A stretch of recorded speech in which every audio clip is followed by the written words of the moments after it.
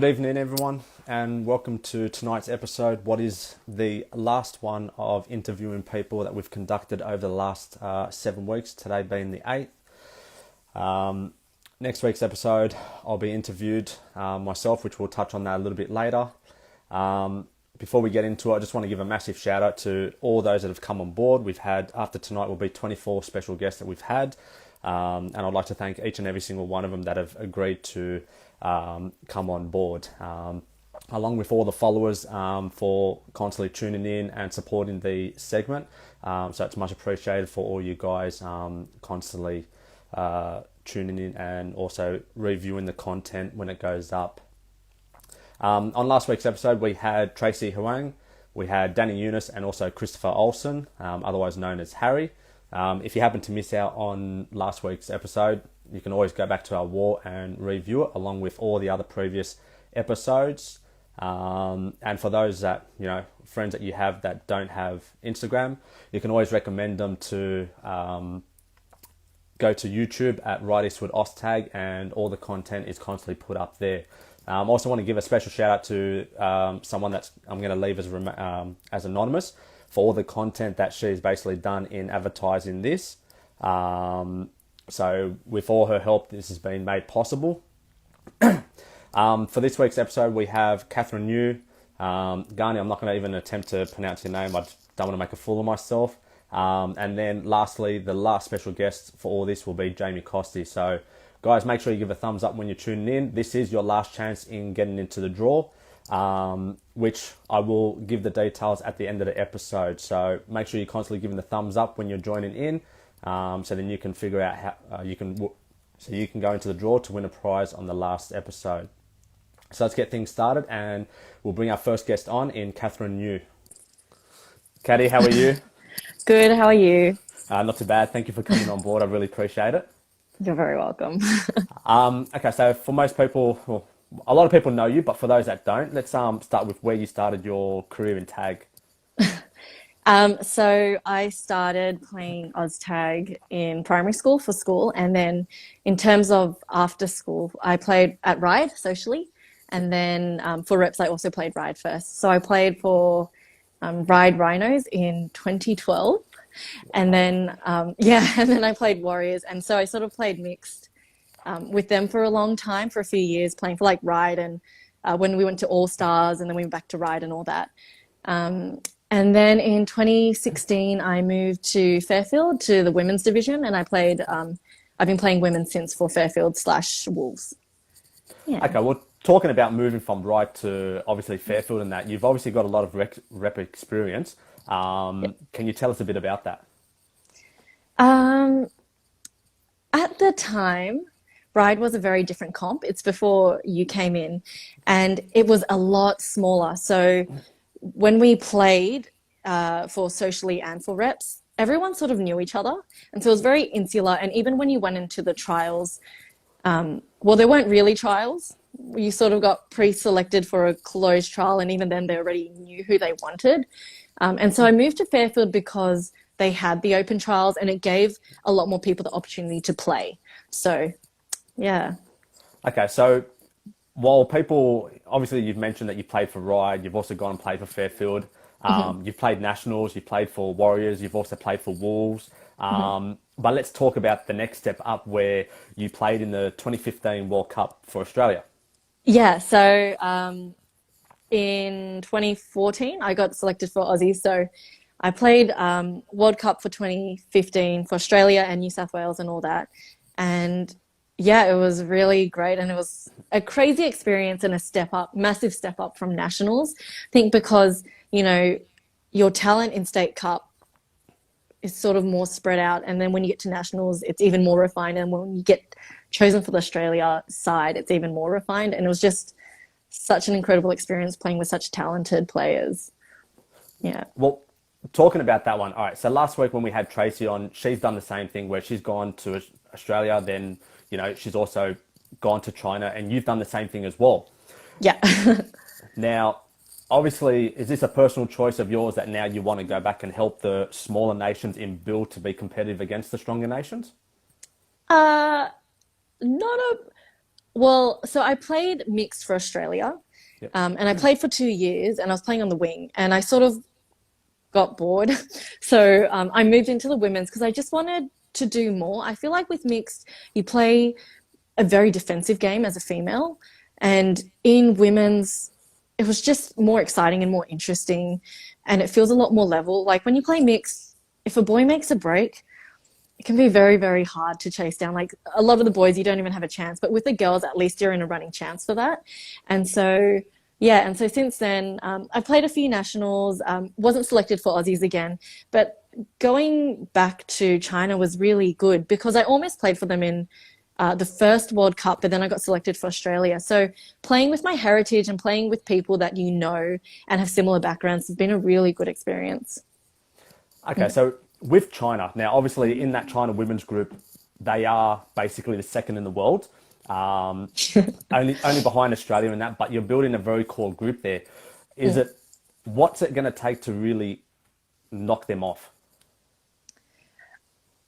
I think just time and really good coaches. So when China first played the World Cup in 2015, if you looked at the players they had all these new players. So maybe they'd played a few state cups, maybe a few nationals, and then they played World Cup. And it was quite similar with our team in the previous World Cup. We had some girls who had never played a tournament before, some girls who had never been selected for nationals.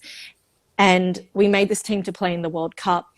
But at the same time, the 2018 World Cup China side still had more experience than that 2015 side because, you know, we had a few players who's like myself who's played Aussies or Barbarians, a few others who are now selected in the current Aussie side. And I think China just needs time to build players with more experience and more background to bring back to the heritage country. So would you say in order for China to be very strong for the future and to continue this success, it comes down to a lot more players actually getting involved in playing state cup, nationals, and actually Yeah. chancing themselves because there is quite a lot of Chinese people out there, like especially the females and males playing the game now. It's starting to become a very common thing amongst a lot of the areas like around Ryde, Fairfield, and even Homebush and that. So would you say that it's in order for China to be successful, these people need to get involved and play and progress through.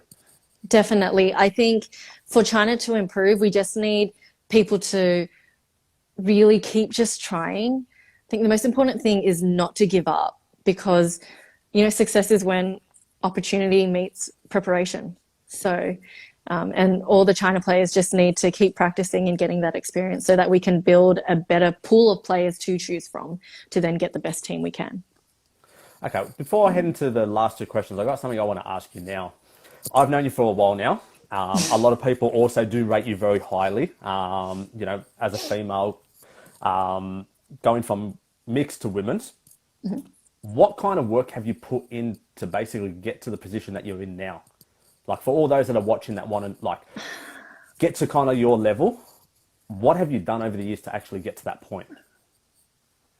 So I started as a mixed winger. I've always loved running. So as a winger, my role was to really to talk, to hold my line, hold my defense, and to run fast and catch the ball. So I guess in preparation for when I was playing that sort of role, it was sprint training, doing fitness, catching long balls, catching bad passes, running onto it hard, and practicing talking. So all those defensive drills. Now that I've moved more into the middle playing Roma, I think the big thing that's changed my game recently is practicing decision making and really just practicing with other people. So get your friends and practice your plays and practice with defenders so you actually know the purpose of your attacking move. And then again, it's just keeping fit and making sure you exercise. I'm a big believer in flexibility and warm-ups. I think it improves your game and improves your performance. So it's always really important to do those as well. Okay, well that's a very fair statement in what you're saying. So, okay, let's go back to you used to be at Ryde. You had a bit of a break, and then you've come back along with Tracy Yeah. when she's turned up at the comp. Now, what's some of the biggest differences you've noticed at Ryde from when it was there? Because when you used to be there, you were in a team called Mighty Ducks. I've seen the photo. Yes. Now that's at least nearly a year and a half before my time, probably even 2 years. So from then to now, what's some of the differences you've seen? Yeah, can I just add? I actually played for Rob of the Green before that. I don't Oh, know if okay. you knew them. That was with Justin and all that, and against Justin like Lee. Sand Yep. Pigeons, and yeah. So we used to play. I played with them for a few years before I actually moved to Mighty Ducks, and then Wow. Mighty Ducks we played for a few years before we sort of got older. It was our 20s Warriors team, and we sort Yep. of got older and yeah, broke apart. Back then, I think the biggest thing is there was like one division. My very first tournament, my first team at Ryde, I think was in 2011. And there was like one division, and I played in a team with some school friends, and we just got smashed like every week. Like we were probably a Div 4, Div 5 team. And I just remember we played Slayers, who I didn't know at the time, but they had like six people on the field and they still like mercy ruled us. And we were like, what is happening? And that's the biggest difference. So when I left, I think maybe we had two divisions on two nights, and now we span across three nights. No, still Is still at that two two? nights. Two nights? Still two. But Yep. seven, eight, nine divs, like there's just an insane amount. And it's so good that you can actually play teams at your level, and you're either you're getting challenged enough, but not too much that you have a chance. And I think the other thing that's been really great is seeing the diversity. Like in my first 5 years of tag, I was sort of the token Asian, along with maybe a few others. And then Lemon Party, they were the other Asian team. Um, and I went to Fairfield because I made a lot of really good friends there. But coming back to Ryde, it's been really great to see the diversity and multiculturalism come through. I think that's the two biggest things, not just being the token Asian and having so many divisions, that it's really great to see how far it's grown. It also comes down to the culture, like we were saying, the diversity that's changing within the Ryde-Eastwood area. It's definitely changing, and I've noticed a shift in the last couple of years as well, where there are a lot more Asian-orientated teams now, which obviously from back in your time, even before, it wouldn't have been like that, and now it's slowly changing. Yeah. Okay, just into the last question, but then I have a special question for you as well. Okay. What does the future hold for you? Where do you go to now? This is a shout out to Civ, not to Mixed. Um, I'm not sure. I've been through ebbs and flows, and there was one year where I was like, I'm done. I'm not going to play nationals because it was a World Cup and everything. And then someone got injured, and then I went in anyway. So I've just continued playing. Um, yeah, so I don't know. I'll probably just keep playing, and you'll chat to me in another 10 years, and I'll still have played every state club and nationals. So we'll Well, see. hopefully in 10 years' time you're still playing, like all of Yeah. us. Okay, so the Yeah. special question wants to know, why are you so fast? Um, I grew up doing ballet. Yep. So I attribute that to ballet. I started when I was 5, and I was always a jumper. So that comes down to the spring. And I also did athletics through high school. So I think that speed comes from the muscle development as a child and that burst speed that I developed from there. If you look at some other really fast players, a few of them, I don't know if you guys remember Ben Astley. He's always like a Yes. superstar sprinter, and he was a gymnast. And if you look at all the people who had that gym background, have that muscular development that I think helps with sprints. But All right. yeah, Well, Caddy, I really appreciate you coming on board and giving up your time for this. It's been a pleasure talking to you. you're super welcome. Thank you so much for having me. That's right. Thanks, Caddy. Have a good one. You too. See ya. Okay, guys, that was Catherine New, our first special guest for the night. Now, if you're joining the feed, make sure that you are giving a thumbs up or a wave so you can go into the draw, as tonight is the last night for this to be done. Now, we're going to move on to our second special guest in Garni. He is the captain of the men's 3 team. Garni, how are you, mate? How's Can you hear things? me? Hey, not too Can you bad, hear me? mate. Yeah, can Good, hear you good, good. now. Looking Beautiful. sharp there. I'm trying, man. I got the retro. I don't know how old these bad boys are, but I busted out the Premier. I think these are a couple of years ago. I don't know. You tell me, but Oh, mate, yeah, that might be a couple of years ago. I might have done it for a special group of people. fair play. All right, let's get straight into it so I don't take up too much of your time. Can you tell us when it all started with Oztag for you and how you got involved? Probably leaving high school. So I was about 17 when I first started, and Yeah. then my brother and a couple other mates were just playing in a social comp. They were just, I think they were playing in Div 1 at the time, and they had a second team there. They just asked me to join, so I just jumped on. First game, I didn't really know what I was doing, but I actually ended up playing for the Div 1 team straight away. They had less numbers, so I just jumped on, and then, yeah, just kind of started from there, hey, and then fell in love with it, and then ever since kind of just kept playing, which has been good fun. So it's been a good journey for sure.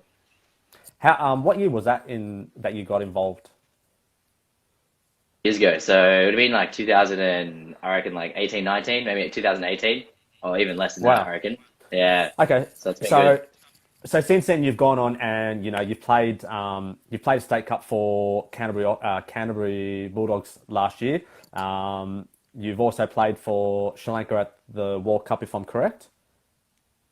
And then you've also gone on and played Oceania as well. So among those moments, what would probably be your most memorable moment in tag so far? Oh, look, playing for like Sri Lanka has always been a pretty cool accomplishment. I think it's just cool when you got you got similar backgrounds, all your mates, similar cultures and whatnot. It's pretty cool to just jump on and play together. I think when we won I think it was the Emerging Nations comp actually a while ago. It was like 2, 3 years ago, I think. Just like I know it wasn't anything official, but the fact that we came into that, and I'm pretty sure we only had like 12 players at the time. Considering it was a 2 to 3 day comp and we ended up winning it, it was pretty unreal to win that, to be honest. That's been a pretty high moment. Then recently with the last Oceania comp, like having to have the honor of captaining the side and whatnot, that's been a real pleasure. Like just kind of build the culture around the team because it's still early days for Sri Lanka Oztag, so it was cool to have a pretty pivotal moment in that and build off that. Okay, well let's talk about State Cup now. Now your coaches in Theben and Singmin. Theben, who didn't want to come on board, handed over everything to you. Exactly. He's camera shy, I think. You never know. He's got the best smile though. Let him know that he's got the best Yeah. smile in the world. But Well, he's always smiling when I see him, so I don't know why he'd be camera shy. But can you tell us what they're like as coaches? Looking after this Div 2 team. in terms of their approach, like they've obviously played a lot of games and they understand the game and how it's played. Especially with players that we're working with, a lot of them will probably be those players that do pretty well in the social, haven't really tested themselves in the competition or like that state level, representing footy. So it is a big learning curve for them. They're very much on a hands-on approach. So it's very much demonstrate and understand why they're doing certain things and learn off that. I'd say that's their coaching style. They're not, I wouldn't say your coach style is quite strict or doing certain, things or drill. It's just more understand the reason to why you're doing it and understand there's a certain element to each drill or each purpose of every task. So it's a very demonstrate approach and then learn off that, I would say. But it's effective, if it works for a lot of people, I think. So it's good. Being a Div 2 team, what is your view on it? Like, do you believe in the way that they've set up Oztag now and having a Division 1, Division 2 definitely works? Or, because last year you played in a Division 1 team, and now you have reverted to a Division 2 team. Div 2, like a lot of the guys that are playing in Div 2 in the Sri Lankan team as well. So it's about building that up and starting from there. You definitely, obviously Div 1 and Div 2, there's going to be a different and whatnot. I think the biggest thing that you probably notice is just the IQ of the game. A lot of people at Div 1 would just understand certain things and understand where you need to be, what position you're meant to play and what roles you're meant to have. Going in a Div 2 team, I think a lot of people are starting to understand that, there's a reason why you have a link in the wing and there are certain roles that they're meant to be doing consistently. And, a lot of people just have to become accustomed to that. So that's probably the biggest thing. I'd say IQ. A lot of people don't realize the difference and understand each role plays a massive aspect for it going forward. Okay, we're talking about that kind of stuff. Like, what would you say are the key elements to be able to put the team in a strong position to make a grand final or even top 4 in Division 2? What would you base that around? You kind of cut out during the internet. So what are the biggest things to go from Div 2 to Div 1? Well, what would be the key elements for a Division 2 team that wanted to go that want to be pushed for a grand final or a top 4 spot? What would you base it on? Okay, guys seem to be having a few problems with Garner, you got me there? I don't know what's going on with the internet, but I think it just fixed it. So my bad. So I Yeah, think, sorry, mate, the question cut out again, but are you just saying what's needed for a Div 2 team to really push into the grand final kind of hopes? yeah, yeah, Is that yeah. yeah. So That'd be a it. lot of the times, yeah, a lot of the time, I think for us, it's really just sticking to the fundamentals. Really ensuring. I think the biggest thing in any team, no matter what div you're in, it's always going to be defense wins your games. Understanding the purpose of that. So for us, I think the biggest goal, I think going forward is being able to read certain plays and being understand how to defend that. And then going forward, I think if we can really work on our defense and make sure that we're really strict and controlled throughout that whole entire comp, I think it's going to be quite hard. I think the attack can always speak for itself, but I think defense is what wins your game. So for us, it's just understanding that communication is key, understanding where your players need to be for certain things. Obviously, the kicking games is big different. It's in state level cup. You've got to look at different things to social. So for us, I think communication and defense. If we can continue doing that, then we'll be winning that comp for sure. Okay, well, you touched on before, how some of the people have a lack of experience in that, and obviously the only way they build experience is by playing this kind of stuff. What would you be saying to a lot of people that would be wanting to get involved, like yourself, how you had only played for such a short time and you've already moved into, where you are today? Yeah, as I said, experience is key. So obviously, social comps are a great way to start building that up. If you really do want to take your Oz tag level to another game, then practice is everything. So if you do designate and it may not have to be with a state level team, you can still practice with your own social team, but understand how you guys should be playing and then doing well in that social comp. But that's where Sydney Cup and the Sunday comps that you guys are running at the moment. I think that's even better because that's where you start to get people that are really passionate and dedicated for OzTag. Obviously, they're taking the day out of their weekend or part of their day to go play. So just getting involved in as many games as you can. Obviously, not overdoing it, but just getting involved in as many teams or as many different comps. Understanding that there's going to be a different level of intensity between mixed and men's or women's. You got to try and figure out what suits your kind of football style and your game better first. But once again, the only way to do that is just by keep playing. What's your expectations on the team heading into State Cup, given that we've had, the situation with COVID-19 and the pandemic where everything was basically put on hold for 3 months? Did it disrupt preparations, or has this been a good way to reset everything, start from the beginning and move forward? Both. Of course, you'd want to spend that time training and getting things going, right? There's no other way around it. But in saying that, as you said, I think everyone's had the time to reset, really focus in, and I think it gives an extra bit of motivation now that we've actually got something looking for. A lot of people don't have outside distractions at the moment with, whether it be work, or not work, sorry, but any other social events or anything. We're quite limited in our options. So I think the fact that we've got State Cup, that's the only thing in my mind at the moment. We've got that one thing that we're working towards, and obviously with COVID, we can't control certain elements, but I think we're committed to it. But I think it has been a good reset. I think it's going to keep people a lot more motivated to really put out a good effort in State Cup. Okay, well, I'll ask you the last question before I let you go. What does the future hold for you personally, yourself? I'm always going to be playing State Cup and whatnot. As I said, I like to compete in the higher divs. I think this year was obviously just a bit different with the team elements and like we've talked about. But I think going forward, a big thing in mind would obviously like to be building. I think that's going to be a big thing. I think we've got a big immersed talent coming up, but I'd love to be able to bring that up into a state where we're pretty highly competitive against a lot of the other teams. And once again, that just sounds from the foundations, building a club culture, getting in people that should be coaching us, and working from there. And then obviously with Ryde itself, just building that comp up and making sure that as a club, we're moving forward, understanding what each division plays for the rest, and hopefully we can start building a culture that beats every other kind of state level team as well.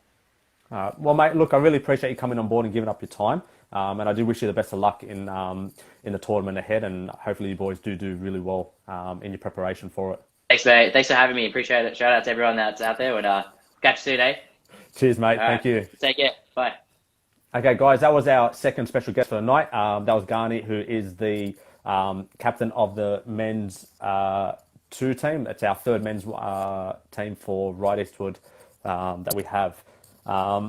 Okay, now, guys, if you're enjoying the feed, please make sure you're giving a thumbs up or a wave, just so that you can go into the draw to potentially win a prize for next week. So this is your last chance as we move into the last person. So far we've had 23 people on come on. This is our final person, and of course we have to finish up with Jamie Costy. So, guys, we'll just get him on board. Costy, mate, how are you? It's already started. Well, mate, look, I gave you the heads up. I told you when you needed to be ready. It's Um, happened. okay, so look, a lot of people here at Ride, this younger generation don't know you. So let's go back to when it all started, how it started and when that was. Um, Speedy's talking about heads. I think it was 2007. I played with a bunch of mates up at Homebush. And then didn't really play right for a few years, but I started in 2007 at Homebush. I think it was like Division 3. We got like pumped every game. Well, let's go through some of your rep history because you've got a long list. You've been playing, for well over 12 years now. Can you tell us some of the achievements that you've done? I won Oceania for Greece. Yeah. I won a medal for Big Four for Aussies and pretty much lost about 10,000 grand finals. Well, for those that don't know you, because I seem to know your history a lot better than what you do. Now, you've been a staple of the Warriors team before you defected for 2019 to Penrith. Hold up. Every time I jump off, hold up. Guys, this is the type of person I deal with at Ryde-Eastwood. Oh, yeah, go. Sorry, what? Yeah. Okay. So we'll come back to later about you defecting to Penrith. Now you played Warriors, you played Homebush. That's basically where you spent a lot of your time. You're now playing for Sydney City Roosters, heading into this state cup. But you're also one of a few people that have actually donned the colours of Lebanon, Greece, Yeah. and Australia. How does it make you feel to be in a rare company of doing that? Well, Lebanon happened by default. Jim was looking for players like 3 weeks before a World Cup, so I told him I'd go over. But yeah, I don't know. I didn't know if that's rare or not, to be honest. It's all news to me. Well, it's part of it, like a rare crew to be able to represent multiple nationalities. What's probably your most significant moment to date? After you finished runners up in the World Cup for Greece, you've then gone on and won a Big Four. Do one of those contribute as your biggest one? Winning Oceania for Greece was the big one. I think, to kind of do it with like people same nationality was different. 100% would be that one, to be honest. To be able to achieve that success, because Greece had it's just like China in the women's opens, where they've now come good over the last couple of years because they've built a good base. Greece has done the same thing. Can you tell us how that was achieved in going from being a country that probably wouldn't have competed to now being rated number 2 in the world? We're pretty lucky, to be honest. We had heaps of like Greek people playing in the top teams in mixed opens. I think that was just a good coincidence. They've also got a good catchment of people. Like they got a massive catchment, and it was probably easier for them to go up as opposed to, I don't know, some of the smaller countries. Like, no offense, but like the Sri Lanka team, they got one team, probably haven't got as much of a catchment. It'll probably take them a bit longer. But yeah. Okay. Playing for Aussies now, every single player that plays tag, they always want to achieve the goal of playing for Australia in their division, and you played it for mixed opens. What was that? What was that experience like? Oh, that was crazy, eh? Had the coach was, I don't know how many people know him, was Digger, the guy who pretty much had all the coaching success for MacArthur and the Vipers. And then the assistant coach was Adele, whose resume speaks for itself as well. Everything there was just professional. It was just easy. It was just that was a good experience as well, eh? Like, you didn't really have to do much. You're surrounded by so much knowledge and talent, and to be honest, just easy. Well, talking about that being easy, like when we've spoken to other people before that have played for Aussies, like, can you tell us what kind of difference is between going from a state cup to a nationals to an Australian team in what your training methods would be like?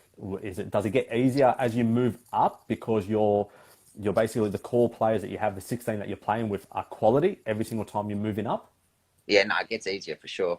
Like you know this, like when you play state cup, kind of have, say, 8 good players, bit of a gap to the next 4, and you kind of carry 4, sort of, you know what I mean? Yeah. Nationals less again, and then Aussies. Everyone's just talent. Like, I think for Aussies, we trained twice, and you kind of play, and everyone's just on the same page naturally. Everyone knows what to do, where to be, if that makes sense. Okay, let's go to you as a player yourself. Now, we touched on that you played for Homebush for a number of years.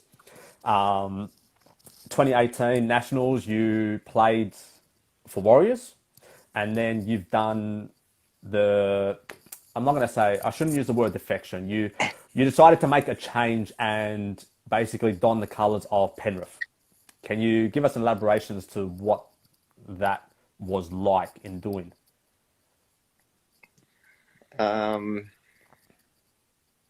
No, I felt good at the time, to be honest.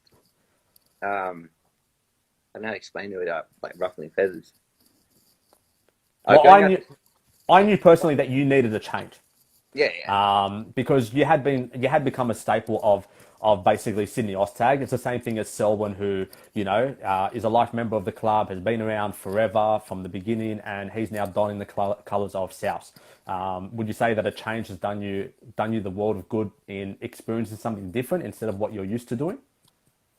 Yeah, well, playing out of Penrith and Tigers definitely opened my eyes up to probably a lot of pros, but a lot of cons as well to what our region does wrong. Like going out there and seeing what their comp was about, and playing under a person like Jamie, like who runs that comp out there. It's real organized. It's real professional, if that makes sense. Yeah. And I thoroughly enjoyed it. Like, but yeah, like I said, it was a good change playing for Penrith and playing for Tigers, but it started becoming too much of trouble for me, and yeah, that's why I decided to come back. And with you know, a kid, you had a kid on the way at the time, and you know, married and everything. So obviously, I don't regret it though. I'm not gonna lie, playing like Adol was a good coach, man. Like he's got a resume that everyone's seen his resume. Playing up with some people out there like the Cadens and the Tomos and the Peter sisters and Tawana, like playing with some probably the greats that have ever played in that mixed division. Like I have no regrets going out there, but like I said, just travel wise, that pretty much stopped me. I don't know if I would have come back if it was still close, if that makes sense. That's a fair enough statement. Okay, so we're going to touch on players, but we're going to touch on coaches first, seeing that you've brought up Adil. Now, you've obviously been coached by a number of people over your time. Who would you say is probably your best coach you've ever had to date? Man, I've had so many different ones. The one I got now is pretty good, and Harry. I'll give him that. That's only because he gave you the captaincy. I told him to. No, it's different. Like I've been kind of blessed. I've had pretty much. I reckon if you talk about like a certain few people that have had a bit of luck in the game, I've probably been coached by some of the best ever like coach. I've had, like you said, I've had Adele. Yeah. Harry's honestly one of the most knowledgeable coaches I've got. Like not even talking crap. Like I'm being legit. He is. When I first started, I had Berkey and Selwyn as my 2 coaches, and everyone knows Berkey and Selwyn. And obviously playing State of Origin and Aussies with Digger, being MacArthur's coach, like I've been. And also I've had Fidel as well, who's won enough titles. So, but I can't give you an answer of who's 100% the best because I've had that many, to be honest. Well, what separates the names that you've basically given now? Even myself, I've only been around the rep scene for 6 years myself, and you know the credentials on these people that you've mentioned are long. The list goes on forever. What separates them from everyone else? They've dissected the game. They've dissected the game. Harry honestly is pretty much the same as Adele in that way. Just dissects the game to like the smallest, from mental to physical to I don't know how to explain it. Selwyn and Berkey, they were pretty much more like my style, like what's in front, play what's in front, back yourself. But then you have Digger, who's just simple. Like he's got probably the best coaching resume in Oztag history, but he was the most simple coach to play under. Like, I don't know how to explain that. So Okay. So basically, to sum that up, it's basically these coaches, they're ones that have been around for a long time back in the day. oh yeah, I didn't And answer your question, did I? Yeah, no, the no, ones that have in a way you have, because you're basically saying that they dissect basically the game itself. And what we're seeing is, and we've spoken about this off screen as well a number of times, that everything seems to be getting self-taught now, and they're yeah, losing the fundamentals. but I'm also a believer that those coach like you can only coach to what you have, if that makes sense. I'm a Yeah. big believer in that. I'm sure that if say Adele, Harry, Selwyn, and that if they didn't have a strong team to coach, their game plan would be completely different as opposed to if they had a really strong team. Does that make sense? Yeah. So That, but also back to what I was saying while you're totally right in what you're saying, that in order to be successful, you need to actually have a strong core, like a strong yeah, group of players to be able to make it to that Sunday, and that Sunday is a whole different game. But for what I'm asking is, like, a lot of teams are being self-taught now, and do you believe these teams are losing the fundamentals in 100%.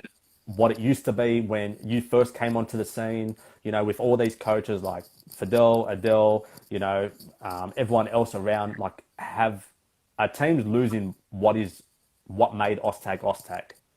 I think that when I first started to what it is now is a lot of even look at Jeff from Central Coast, a lot of the coaches that I had when I first started were people that played the game, played at the highest level, knows what it takes to come Sunday, years of experience. Now I find, like, it's no offense to anyone who gets offended by this, but you got Division 2 teams now with players who have played for 1 year, put a team in, coach, start poaching players from here and there.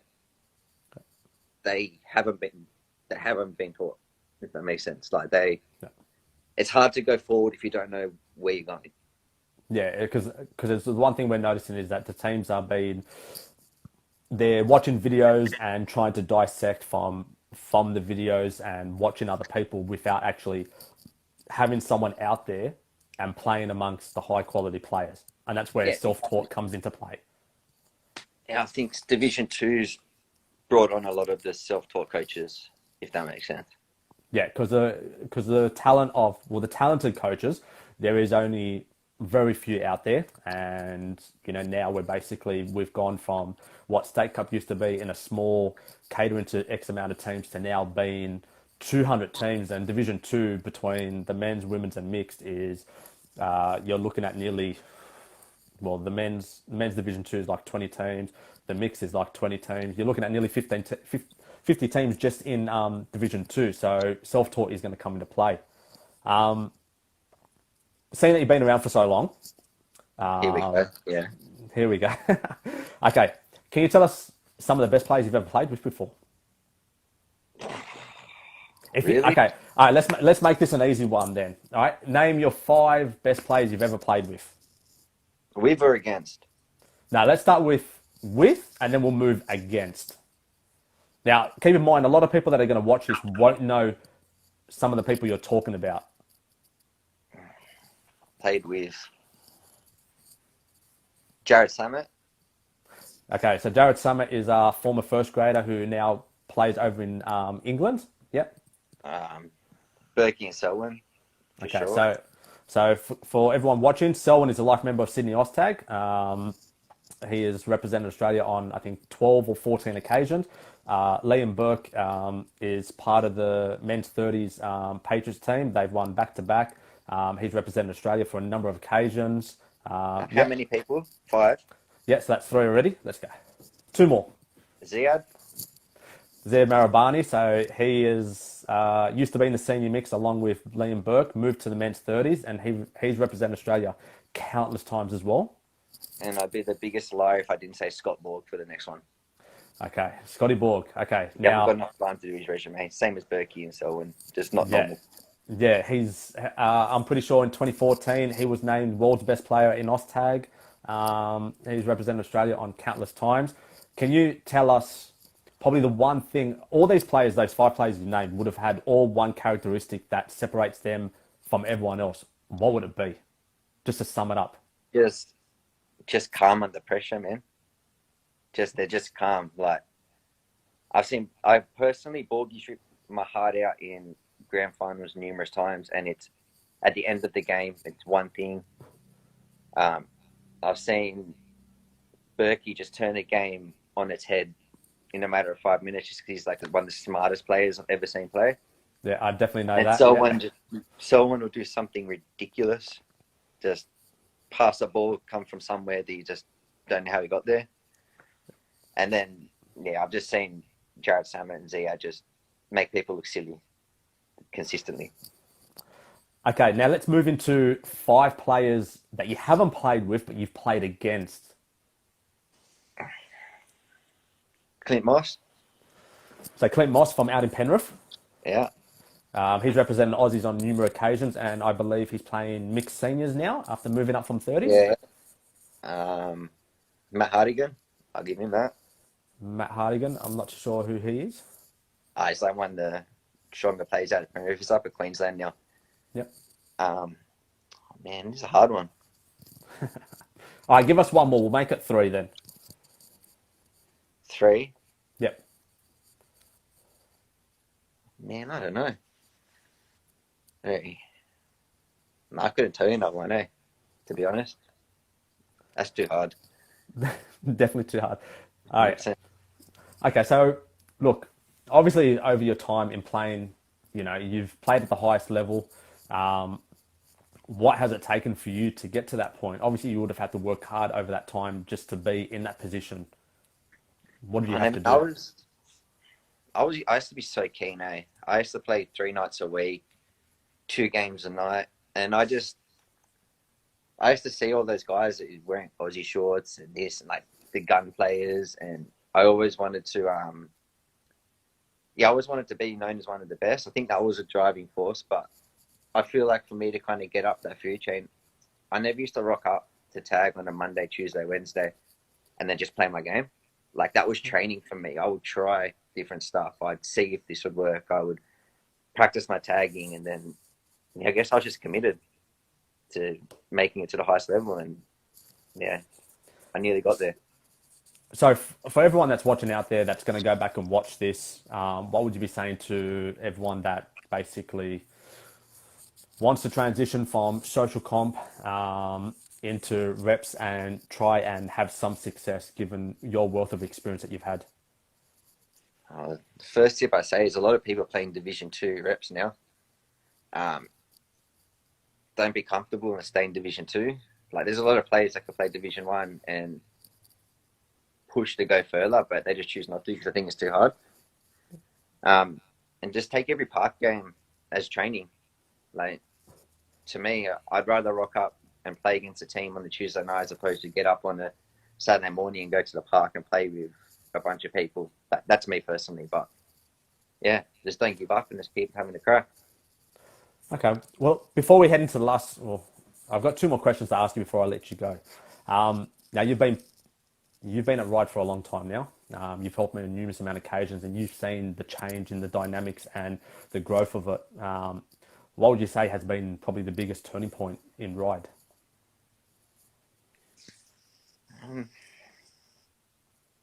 I don't know. Just the stability. Like I think you guys, it offers a lot more than what a lot of comps do, if that makes sense. Pretty well organized. There's no dramas. I don't know. To me, I feel like it's just a real comfortable place to play, and I think that just naturally brings people to those comps. Like if it was a crap comp, like I can tell you heaps the comps I played in that I just wouldn't go back because I think it's just a dog's breakfast. Okay, so we're heading to the last one. Now that you've achieved everything in what you've done in tag, now you've like we've touched on before, you played for Homebush, State Cup, you played Nationals, you played World Cups, you've also played, which would only be in a rare company as well, in playing the State of Origin, New South Wales versus Queensland. Where to for now with Jamie Costy? Where does he go to from this? I don't know, man. I'm 30 now, So I don't know. Take it one comp at a time. But I won't be playing men's 30s. So whoever's watching this, the idea I'm telling you, it's not happening. I was even about to say it to you. Yeah, nah, it's not going to happen. I'll probably jump on the mixed seniors train eventually. I think a lot of the good players from mixed opens will go up. And probably strengthen how you guys will find the men's 30s. A lot of the men's opens guys will go up and see how long my legs can last in that, and then probably get into coaching. That's the end result for me. Okay. Well, look, mate, I always appreciate when we have our talks, and I do appreciate you coming on to tonight's segment and sharing everything with us. Hopefully we'll get to see you on Tuesday. I'll be there reffing tomorrow. With your number one shirt on, yeah. That's it. All right, brother. All right, thanks, mate. See ya. Okay, guys, that was our final special guest for our 8-week-long segment in Jamie Costi. So for everyone that's come on, everyone that's tuned in, I do appreciate everything that you've done because you've made this what it is today. Okay, so I'm going to give some details. Now, this is a crucial part that's going to head into next week. So next week is basically the conclusion to what we've done for Tag Talk in Ryde-Eastwood. I'm going to be interviewed by Bernard Chow. And I picked him because he is very good in talking. When I've consulted with him on numerous occasions, he is very good in the way that he gets his ideas out. So I figured he'll be the best person to interview me. And what we're going to do is we're just going to basically talk about my background in sports, how I got into tag, my representative tag, how I got involved into basically coaching, along with like running the competition, what lies next for the competition, as I got some plans up my sleeve that I've revealed to a few people, but I'll now start talking about it, and just other small little random things. Now, during this interview, and this is the most crucial part that everyone needs to basically focus on. Throughout this interview, we're going to give away 5 lots of prizes. All right.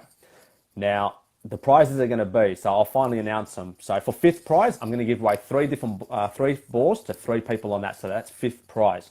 All right, so that's 3 balls. So 1 person for each one. All right, so 3 of them. Then what will be the 4th ranked prize will be a bag, so a boot bag and ball. 3rd prize will be your choice of either a pair of Ryde-Eastwood competition shorts or tights, plus a ball. 2nd prize will be half price rego and a ball. And then the final prize is basically going to be a free rego, a pair of competition shorts or tights of Ryde-Eastwood in your sizing, along with a ball. All right, so that's going to be the number 1 prize right there. Now, in order to basically go in the running to win a prize, you needed to put a thumbs up or a wave throughout the 8 weeks, or ask a question over the course. Now, when we do give out these prizes, you basically have 1 minute to claim it. Now, in order to claim, you need to comment straight away when we basically draw out your name. So, for example, if I pull out, say, my own name as an example, don't take this serious. If I pull out my name, I basically have to comment on the screen, claiming prize. That's it. You get your prize. So that's all you have to do. If you fail to do that within 1 minute, unfortunately, we're going to give that prize to someone else instead. So it is really important that basically, if you want to win a prize, you need to be tuning in. Now, keep in mind as well, you can only win 1 prize on the night. So that way it's fair. There's been a lot of people that have been tuning in, and I've been keeping a list of every single person that's been tuning in. So a lot of work has gone into this, and my helper with all this segment stuff, she's been basically collecting it all together. So just to repeat it again, just so you don't miss out, you need to tune in to begin with. If you have any questions that you want to ask me on the night, please send them in nice and early, and I'll be more than happy in answering them throughout the course of the interview. During the interview, so it's not going to be done either beginning and it's going to be broken up over 5 parts during the interview. We're going to give away the prizes. So there'll be balls to give away the first one, then a boot bag and ball for the second one. Third one's going to be a pair of Ryde-Eastwood competition shorts or tights with a ball. Second one will be half price rego and ball. Then the last one will be a free rego, a pair of shorts or tights, Ryde-Eastwood competition ones, along with a ball. And once your name gets drawn out of the hat, basically you got to claim your prize then and there. Otherwise, someone else, the prize will go to someone else instead. So more details about this will go up over the course of the week. So guys, I really do appreciate you all tuning in, and I hope you look forward to next week's episode of myself being interviewed, which will be a tell-all, and I'll open up on a lot of stuff that probably most of you don't know about. So I'm happy to share a lot of stuff. So guys, thank you again, and once this goes up tomorrow, be sure to give it a like, and hope you have a wonderful week, guys. Be safe.